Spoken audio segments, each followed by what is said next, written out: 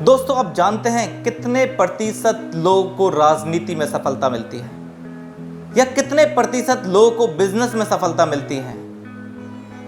आपको पता है 99% लोग बिजनेस में फेल हो जाते हैं। 99% लोग राजनीति में फेल हो जाते हैं। मेरे दोस्तों, ऐसा क्यों होता है?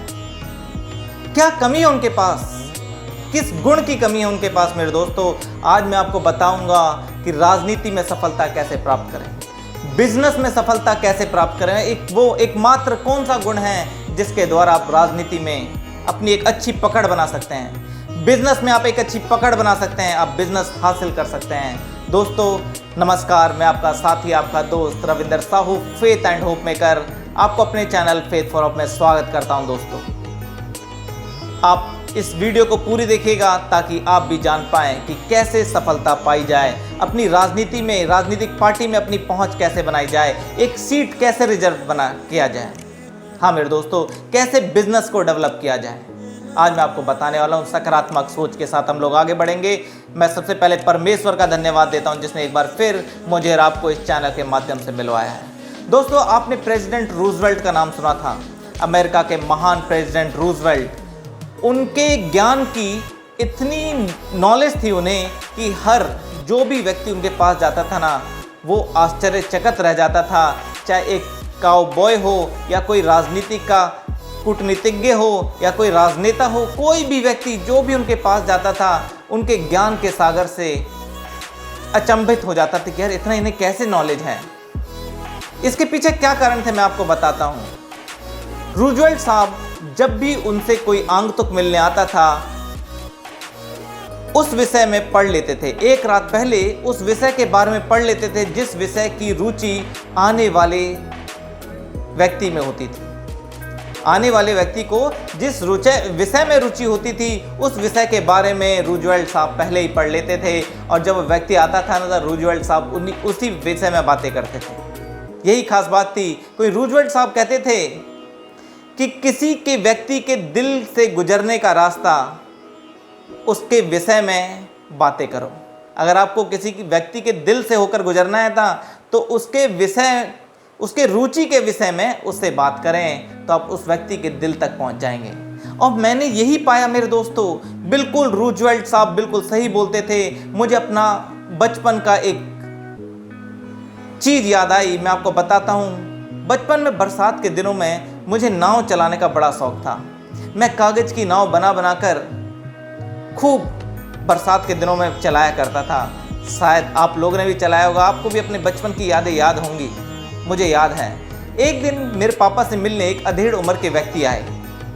उन्होंने मेरे से पापा से मिलने के बाद उनका ध्यान मेरी तरफ गया और उन्होंने मुझसे नाव के बारे में बड़ी ही बेहतरीन चर्चा की और मुझे बहुत मज़ा आया। उनके जाने के बाद मैंने अपने पापा से कहा, पापा क्या कमाल का व्यक्ति था, कितने अच्छे थे ये आदमी, इन्होंने मेरे से इतनी अच्छी अच्छी बातें की। मेरे पापा ने मुझे बताया कि ये दिल्ली के एक जाने माने वकील हैं और इन्हें नाव में कोई रुचि नहीं है। मैंने कहा कोई रुचि नहीं है, फिर इन्होंने मेरे से घंटों इतनी बातें कैसे कर ली नाव के बारे में?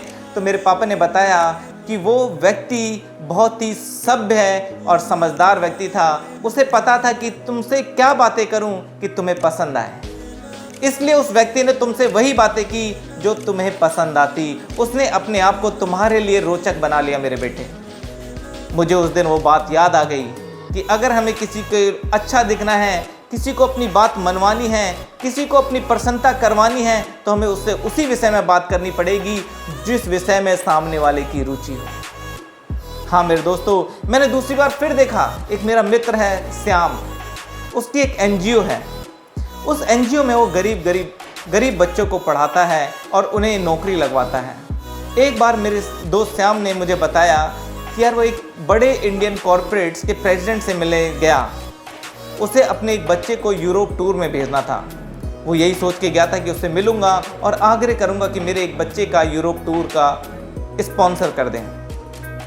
जब उस प्रेसिडेंट से मिलने गया तो उससे पहले उसने पता लगाया कि उस प्रेसिडेंट की, उस कंपनी के प्रेसिडेंट की किस चीज़ में रुचि है। तो उसे पता चला कि उस कंपनी के प्रेसिडेंट ने 10 करोड़ का चेक काटा था जो कि बाउंस हो गया था, जो कि कैंसिल हो गया था, और उसने उस चेक को मड़वा कर अपने कंपनी, अपने ऑफिस के दीवार पर लगवा लिया है। जब वह मेरा दोस्त श्याम उस प्रेसिडेंट से मिलने गया तो उसने उससे उस चेक के बारे में बातें की, उस 10 करोड़ के चेक के बारे में बातें की। उसने पूछा कि आज तक मैंने कभी 10 करोड़ का चेक नहीं देखा है, आपने कब और कैसे इस चेक को काटा। जब उसने सामने वाले के बारे में रुचि ली ना, तो उसने बड़े ही जोश के साथ, बड़े ही ऊर्जा के साथ उसे वो चेक दिखाया जो उसने काटा था। और उसने फिर उसके बाद पूछा कि आपका यहाँ पे कैसे आना हुआ। तो फिर मेरे दोस्त ने उसे सारी बात बताई। जब प्रेसिडेंट को सारी बात पता चली तो उस प्रेसिडेंट ने तुरंत ही, जितना मेरे दोस्त ने सोचा था उससे कई बढ़कर, उस आग्रह को स्वीकार कर लिया और उसने 5 बच्चों को, हाँ मेरे दोस्तों, 1 नहीं 2 नहीं 5 बच्चों को यूरोप का टूर स्पॉन्सर किया और साथ ही मेरे दोस्त को भी यूरोप भेजा। और यही नहीं, उसने 1 लाख रुपए का क्रेडिट लेटर भी दिया और उसने यूरोप के पेरिस के अपनी कंपनी के रीजनल प्रेसिडेंट को फ़ोन करके इनके रख रखाव की, पूरे देखभाल की भी बात कर ली।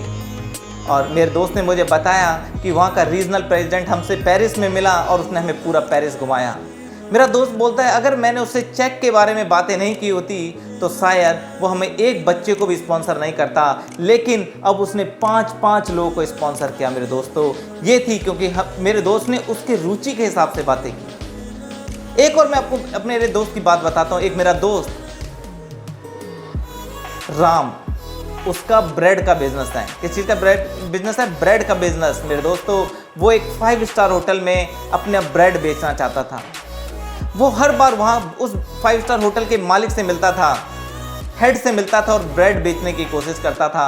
लगातार 4 सालों से पूरी कोशिश कर रहा था कि उसके यहाँ का ब्रेड उस 5 स्टार होटल में जाए, लेकिन उसे सफलता नहीं मिल रही थी। मेरे दोस्तों, कई बार तो राम उस होटल में रूम तक ले चुका था, लेकिन फिर भी सफलता नहीं मिल रही थी। जहाँ जहाँ उस होटल का हेड जाता था ना, जिस पार्टी में मेरा दोस्त राम भी जाता था, फिर भी सफलता हाथ नहीं लग रही थी।